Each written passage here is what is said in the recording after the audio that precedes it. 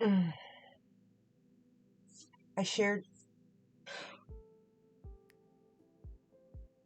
excuse me. Hopefully that makes you tired too. Yawning is contagious. You know it's contagious? Yo, mama. Sorry. Oh my goodness. I shared something today that I saw on Quora, and I'm not going to really reference the name, but it was so similar to my experience.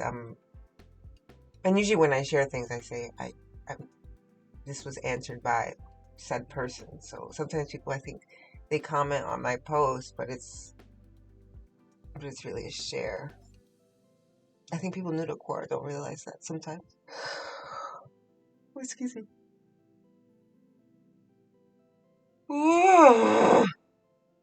Okay. Why are INFJs the best to beat narcissists? And could it be because they themselves are narcissists to a certain extent?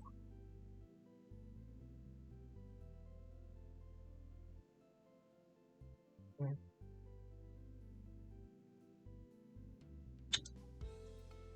Again, I didn't write this, but very similar situation. Oof. Once a therapist made me take a test I haven't done before. That test measured personality traits and how much PTSD I had because it measured all of them as spectrums. Normality for every trait was normality in the middle, and pathological characteristics were in the extremes. As per narcissism, people are somewhere in the middle, where she said it was called egotism. On one side was narcissism, and on the other side, dangerous altruism.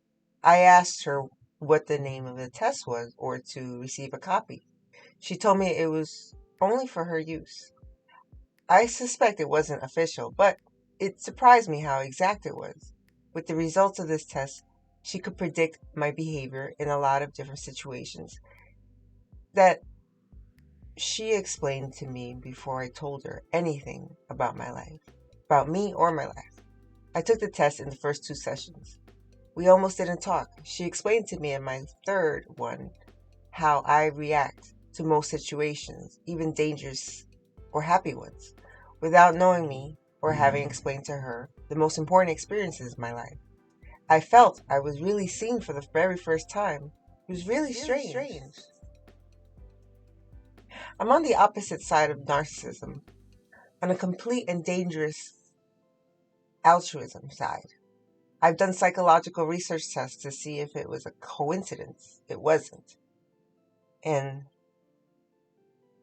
is pathological because it means I forget my needs too often. And others, many times, take advantage of me. So I'm an INFJ and I don't have almost narcissistic traits. Not even the ones for healthy egotism. You can believe me or not. I'm so tired that I don't care if others believe me.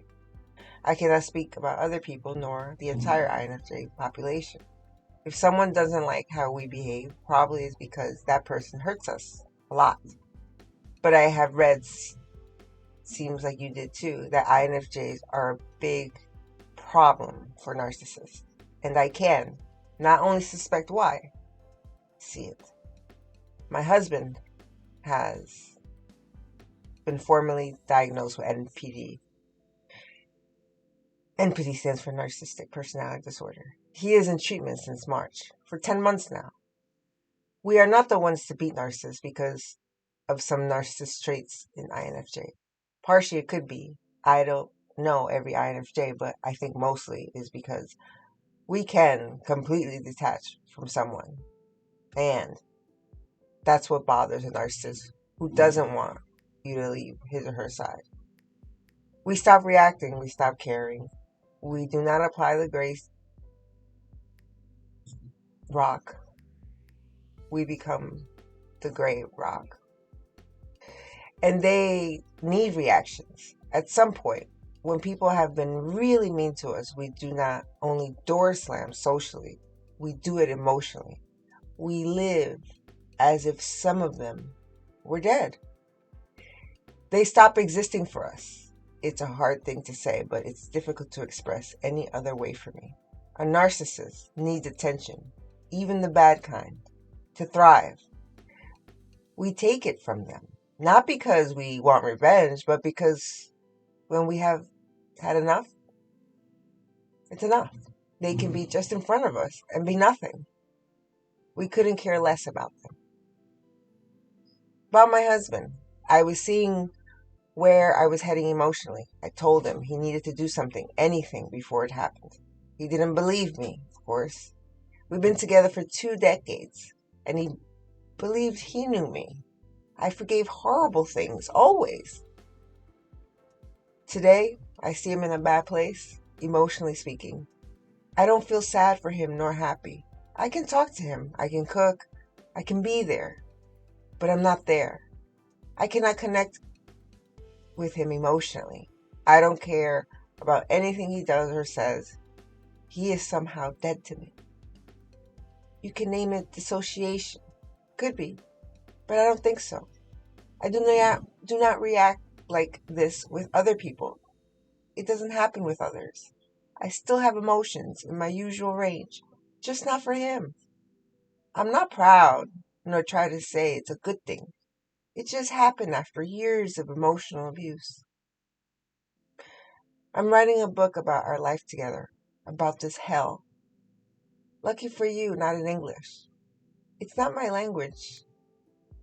It's not my first language, and it's difficult to write it in it for me. So maybe it would be difficult for you to understand me, like this answer.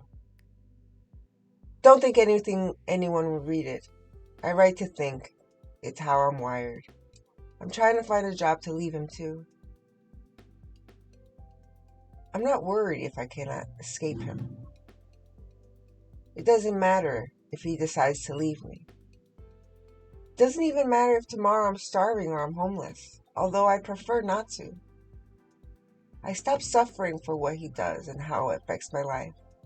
Maybe I've lost my mind. I don't care anymore either. If you're an INFJ, don't wait to be here.